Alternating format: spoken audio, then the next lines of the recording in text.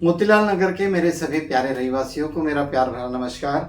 मैं हूं नीलेश प्रभु, मोतीलाल नगर विकास समिति का ज्वाइंट सेक्रेटरी। साथियों, आज मैं ऐसे विषय पे चर्चा करने वाला हूं जिससे हम सभी को बहुत अलर्ट रहना पड़ेगा, बहुत बच के रहना पड़ेगा। जो गलत न्यूज़ हमारे पास आते हैं उनसे हमें सावधानी से रहना पड़ेगा, क्योंकि ये जानबूझकर कुछ न्यूज़ फैलाए जा रहे हैं और हमें भ्रमित करने का, हमें मिसगाइड करने की जो कोशिश हो रही है उसके बारे में थोड़ा सा आपको मैं अलर्ट करना चाहूँगा। साथियों, एक एग्जाम्पल के तौर पे मैं आपको बताता हूँ। 28 तारीख को सुप्रीम कोर्ट में हमारी कुछ जो समितियाँ हैं उनकी याचिका चल रही थी और उस पर सुनवाई हो गई।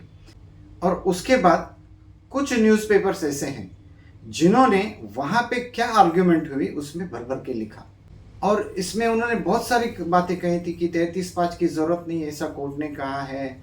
फिर कोर्ट ने ये भी कहा है कि अगर 33(5) का इस्तेमाल करते हैं या कंसेंट लेने जाते हैं तो उसमें काफ़ी सारा समय जा सकता है।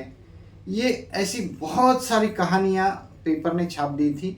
इससे लोगों का पराभव हो चुका है, अभी लोगों के पास कोई ऑप्शन नहीं बचा है, ऐसा बहुत कुछ लिखा गया था ये पेपर्स में।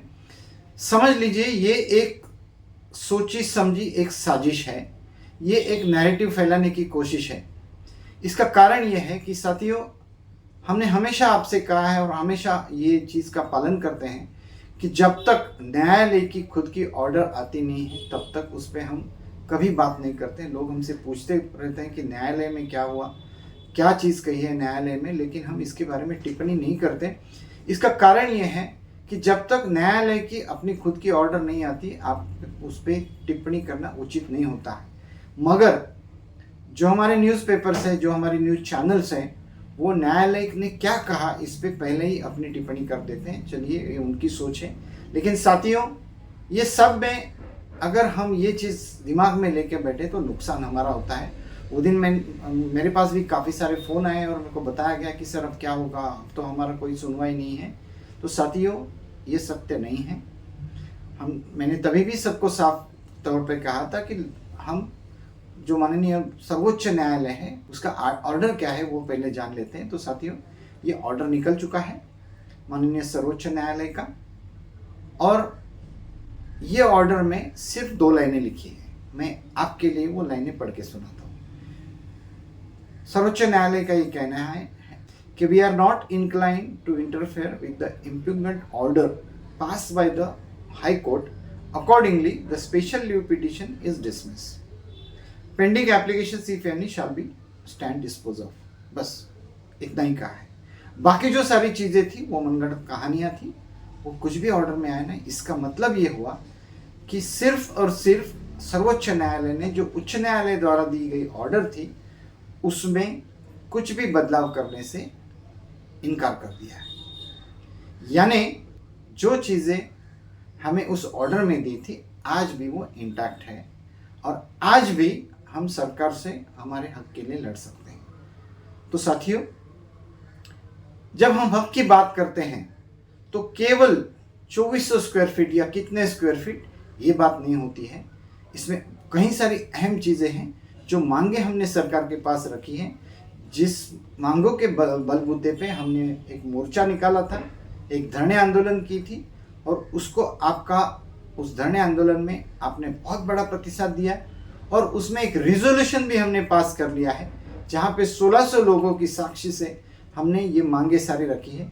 यही मांगे हमने सरकार को लिखित स्वरूप में दी है, और उसके ऊपर आप जानते हैं कि सरकार के द्वारा एक पत्र आ चुका है जिसमें सरकार ने माड़ा के जो मुख्य अधिकारी हैं उनको कुछ इंस्ट्रक्शंस दिए हैं कि इनकी मांगों पे विचार किया जाए, माड़ा की पॉलिसी के तहत उस पर विचार किया जाए और उसका रिपोर्ट सरकार को सबमिट किया जाए।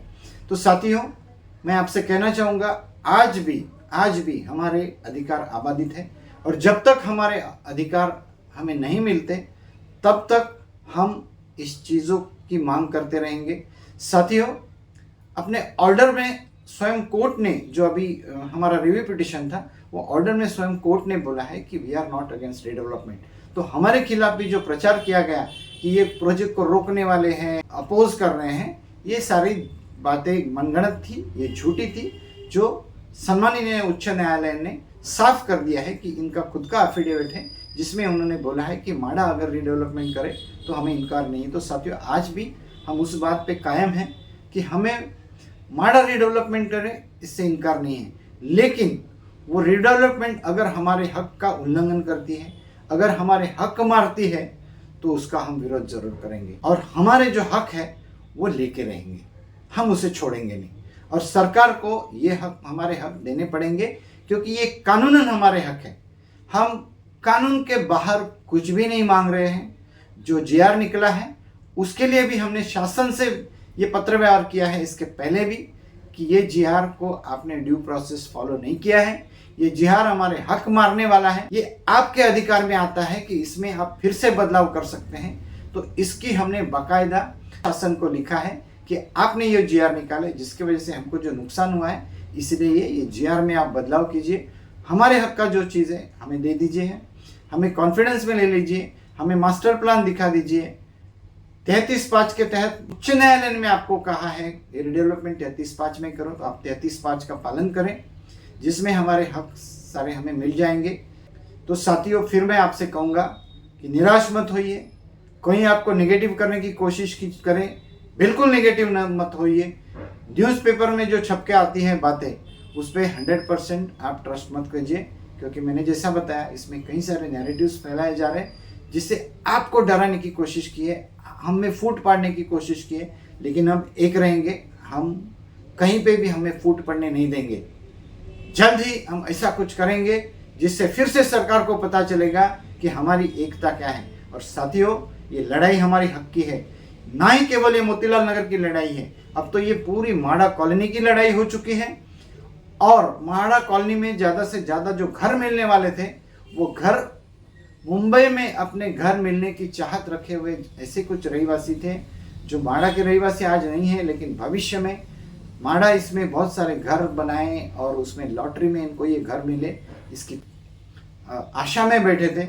उनके साथ ये अन्याय हुआ है। धीरे धीरे ये लोग भी हमारे साथ जुड़ रहे हैं। साथियों, यहाँ पे लोकशाही है। डॉक्टर बाबा साहब आंबेडकर ने कहा है, शिका, संगठित व्हा आणि संघर्ष करा। तो ये जो पहली बात थी, उसका प्रशिक्षण हम आपको देखते रहेंगे। संगठित करने का अपील हम आपसे बार बार कर रहे हैं।